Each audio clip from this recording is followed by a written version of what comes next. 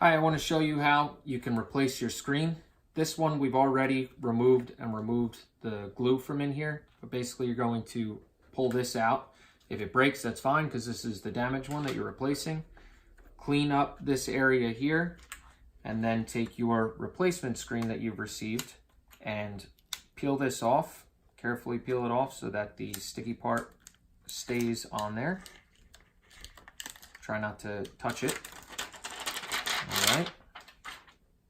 And then simply stick it in here. Start with the one corner and get it right in there tight.